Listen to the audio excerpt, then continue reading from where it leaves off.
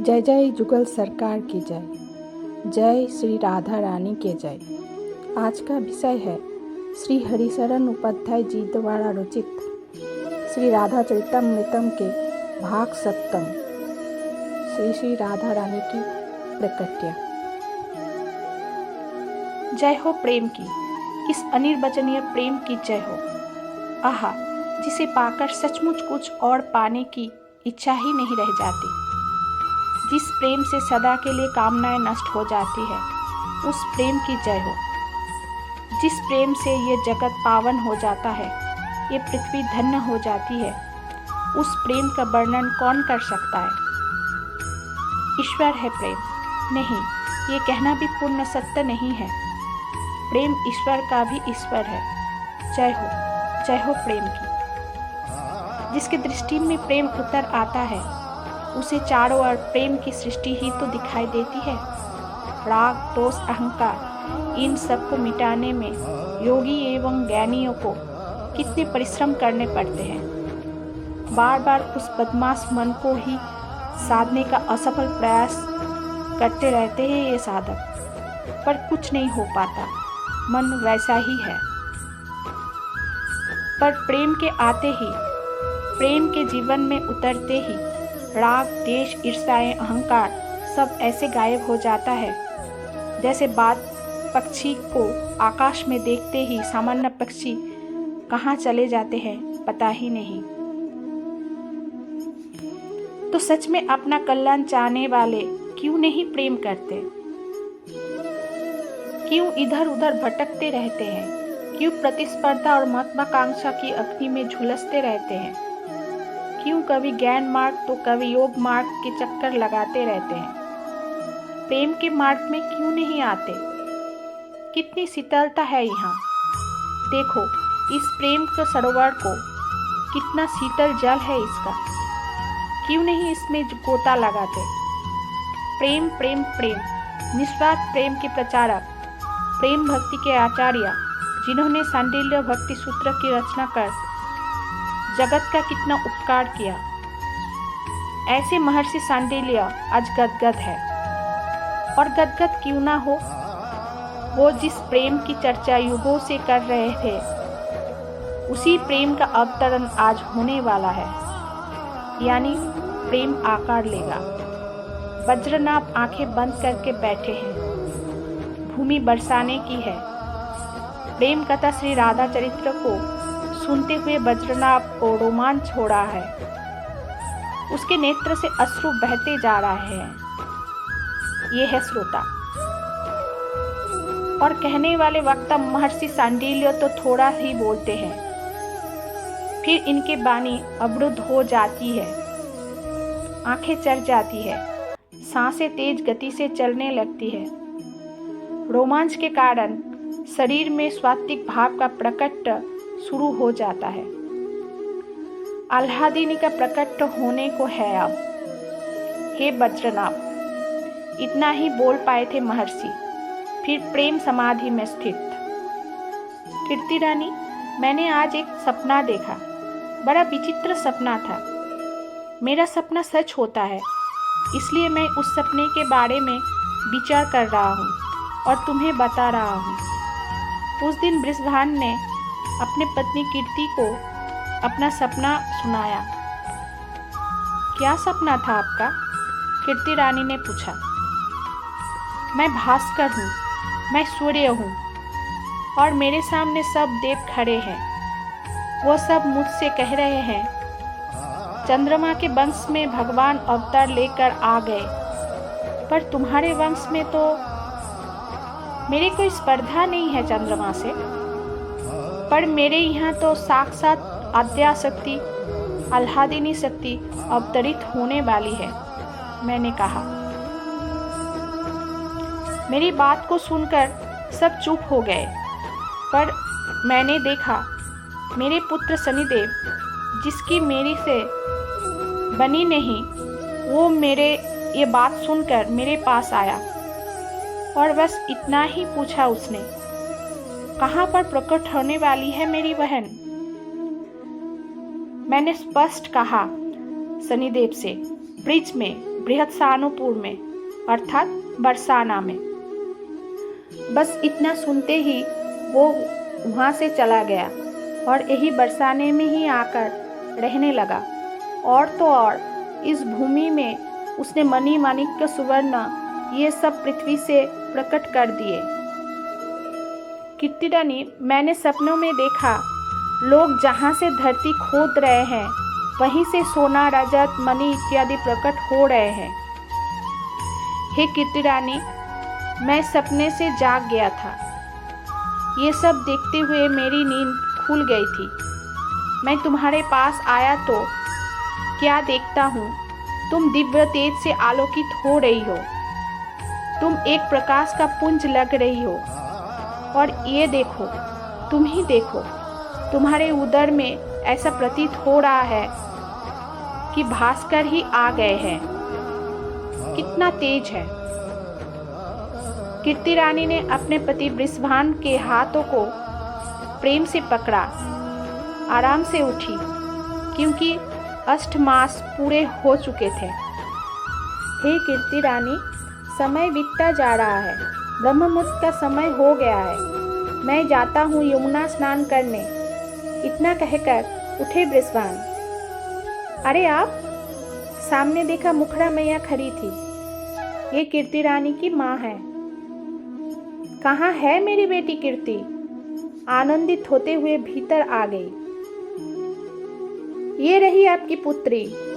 बृषभान ने बड़ा आदर किया। सीधे जाकर मुखड़ा मैया ने अपने बेटी की आंखें देखी, नाड़ी देखी, उधर देखा।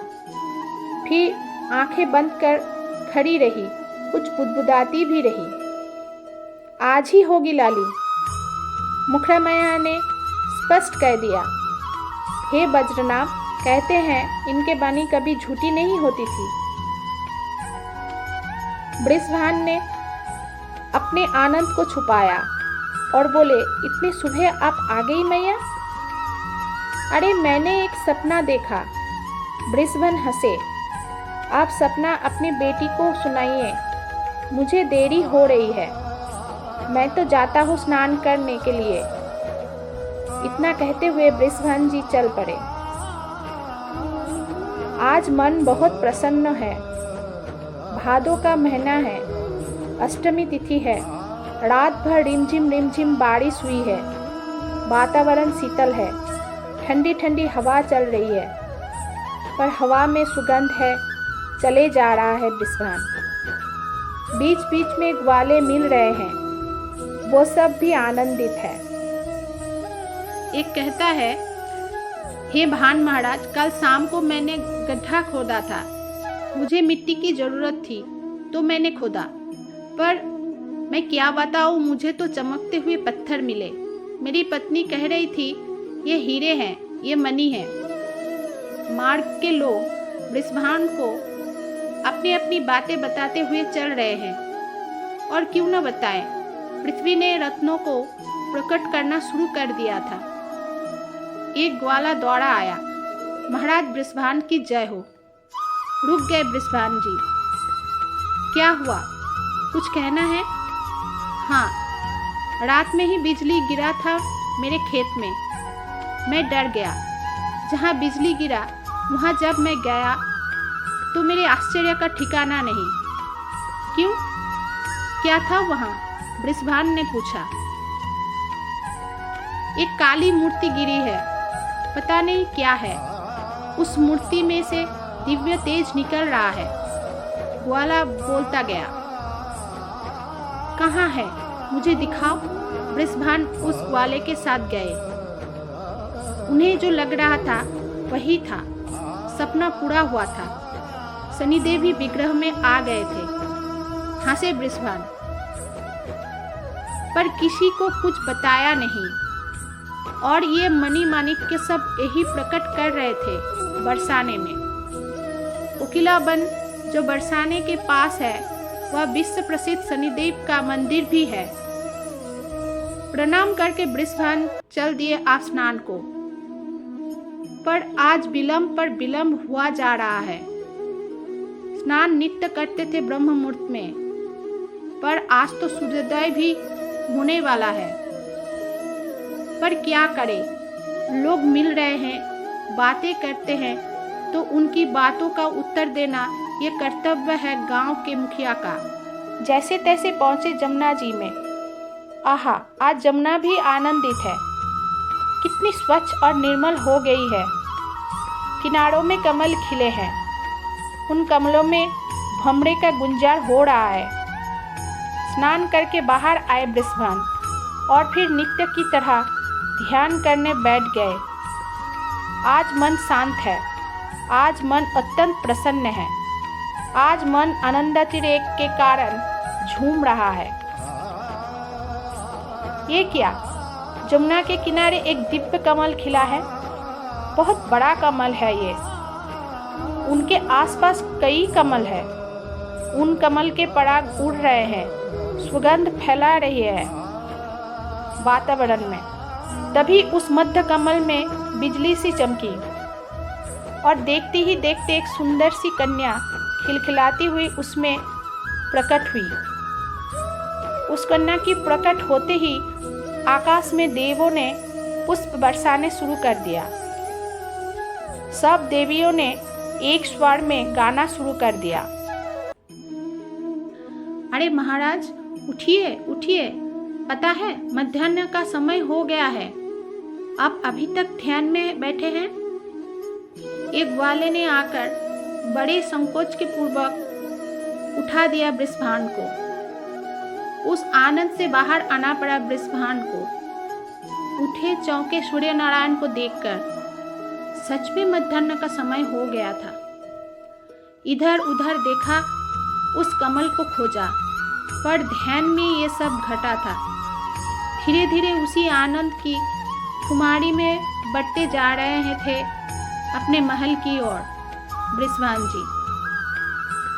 महाराज महाराज एक दासी दौड़ी, बाबा बाबा एक महल का सेवक दौड़ा, श्रीदामा दौड़े, ये 2 वर्ष के हो गए हैं, बाबा बाबा कहते हुए ये दौड़े। बृषभान समझ नहीं पा रहे हैं कि महल में ऐसा क्या हुआ। दौड़े वो भी महल की ओर, और जैसे ही कीर्ति रानी के महल में गए, कीर्ति रानी लेटी हुई है। उनके बगल में एक सुंदर, अति सुंदर कन्या खेल रही है। गौड़वर्णी कमल की सुगंध उस कन्या की देह से निकल रही थी। नेत्र से अश्रु बह चली बृषभान की, आनंद अश्रु। बाहर आए लोगों की भीड़ हो चुकी है। लोगों की समझ में नहीं आ रहा कि क्या करूं। मुखड़ा मैया दीपों की कई थाल अपने सिर में सजाकर आज नाच रही है। लोगों ने गाना नाचना शुरू कर दिया है। बधाई हो, बधाई हो, बधाई हो, देने बधाई चली आली, भानु घर प्रकटी है लाली। सुंदर सुंदर सखिया बधाई लेकर चली भानु के महल की ओर। महर्षि सांडिल्य उस आनंदातिरेक में मौन हो गया। क्या बोले? जय श्री राधे, जय जय श्री राधे।